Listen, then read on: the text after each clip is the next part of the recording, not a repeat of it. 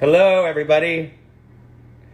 We're going to get this party started very soon, so I'm going to get these bubbles open. How is everyone doing today? Woo! Oh! Ha! Who would have known that would happen? Okay, well, welcome. That's a great start. I am so excited to be here today. I love that happened. I wondered if something like that would happen.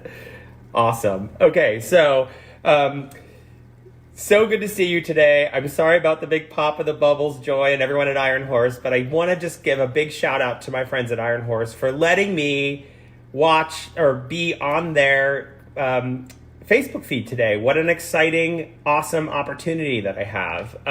Wine is only as good as the people who are making and pouring it, and I have to say that the people at Iron Horse are amazing, and so their wine is amazing. I absolutely love everybody there. I want to give a big shout out to the head of the tasting room, Lisa Masek, who's always been so amazing to us at the market. They're always ordering from us, which is great. Shayna Bull, it's wonderful to meet you. Thanks for all your help on everything social media related and getting me set up here. I had a challenge with it yesterday, but I'm glad that we figured it out. And last but not least, of course, is Joy Sterling. Joy is a joy. She's a joy to be around. She's a joy to talk to. She is everything. I absolutely adore you, Joy. Thank you so, so much for being you and making this community so incredible. And I want to point out that Joy does so much more than make wine. She's involved in so many amazing causes.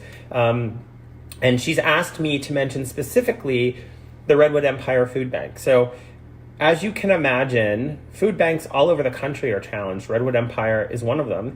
They are trying to feed people in need, and we have a lot of people in need right now. So I will have the link to the Redwood Empire Food Bank on my Facebook page, and if you feel like you want to donate, please do. This is a time when all of us have to be helping one another, not only ourselves and keeping ourselves safe, but everyone else as well. So let's all pitch in and help out. Okay, now let's get on to the wines and the pop of this champagne. So before I get started with the sips, I do want to tell you that Iron Horse is doing something incredible for their customers. Right now they have a $1 shipping, and that's for a purchase of 6 bottles or more. So I highly, highly recommend you purchase 6 bottles or more of either these wines that we talk about today or any other amazing wines. So the first one that we're going to talk about is this classic vintage brut. This embodies what Iron Horse is all about. This is what they want when it comes to winemaking.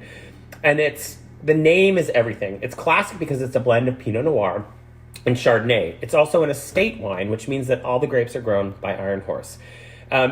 Vintage for 2 reasons. Really interesting and something I've just learned. Vintage because the grapes come from one specific year, which is 2015. So it really expresses the 2015 harvest quite beautifully. And then also it's aged 3+ years. So that means that these tiny bubbles end up emanating from the bottom of the glass. These tiny pinpoint bubbles emanate.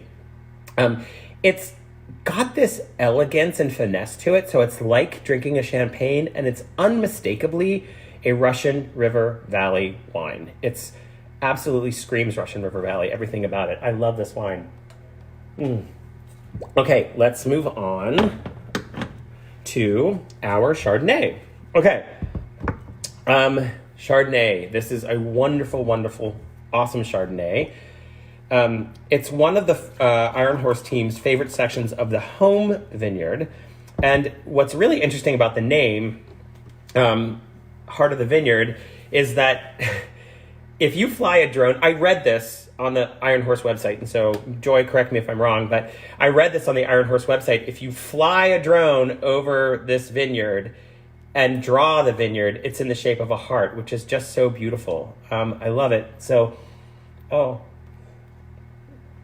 it is a bright and elegant wine that is very reminiscent of the Gravenstein apple. And if you didn't know this, the Gravenstein apple is kind of the apple of the West County. It was the prominent fruit that was grown here before grapes. So this is an incredible, incredible wine. It has that sweet and tartness and kind of complex notes that an apple has. But it's also another classic Russian River Valley wine. delicious. I highly recommend this wine. Okay, now, oh, and it goes so well with the dish that we're making today, as does the sparkling wine. And I also kind of think this does too because of the mushrooms in our dish. But let me move on to the Pinot Noir. So, I love this Pinot Noir. Gold Ridge Pinot Noir. Gold Ridge is very important to understand. It's all in a name.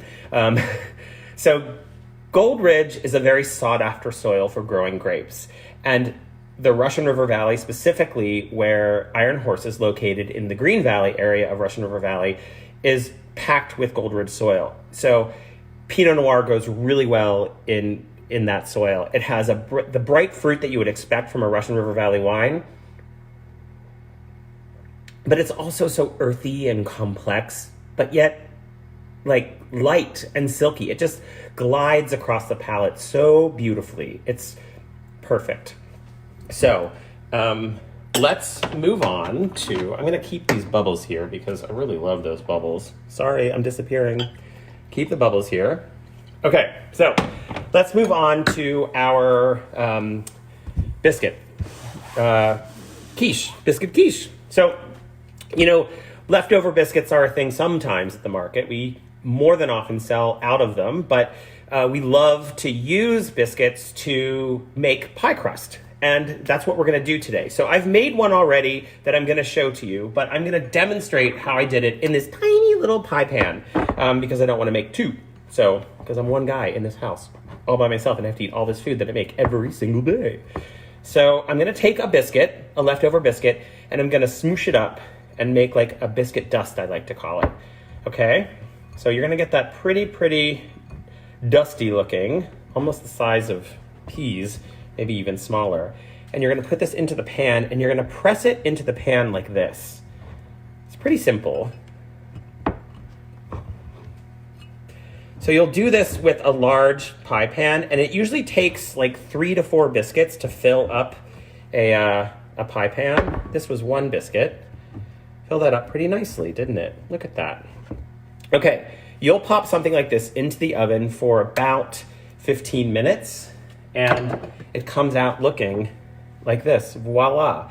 Look at that brown gorgeousness on that crust. It is so absolutely tasty and delicious. And this crust is great not only for savory dishes, but also for sweet dishes. So let's get to the filling.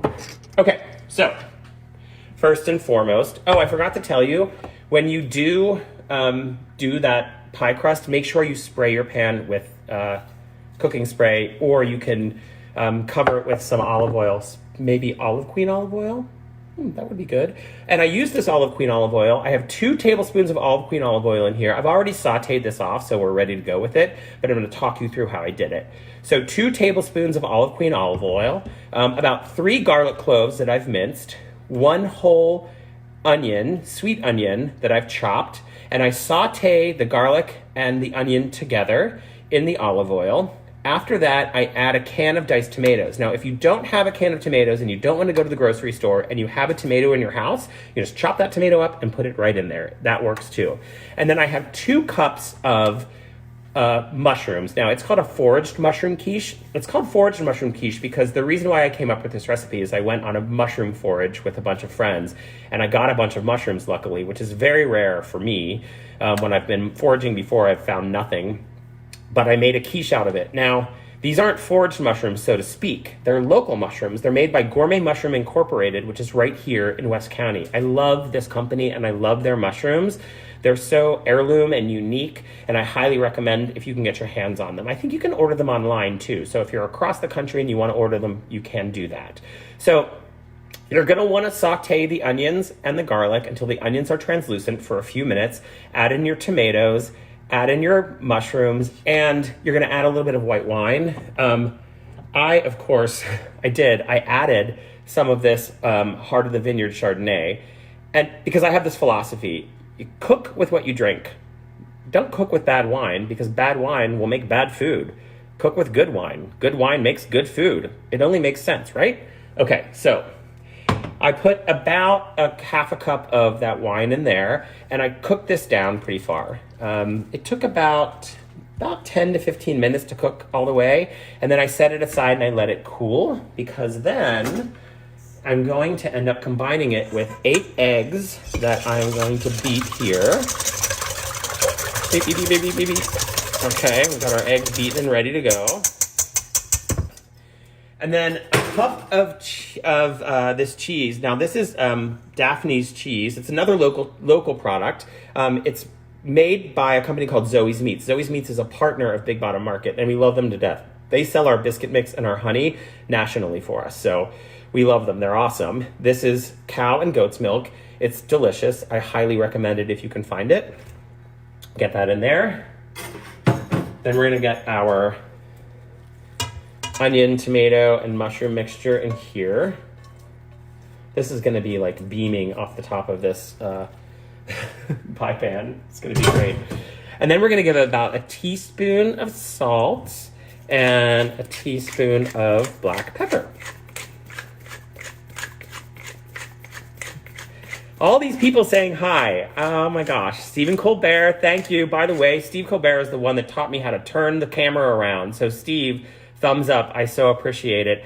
Hi, Michael. Oh, yay. I love what Joy just said. Joy just said, cook with what you drink. Words to live by. Thank you, Joy, for agreeing with me on that one. Okay, so we're going to get this all blended together, and then I'm going to get it right into this pie pan.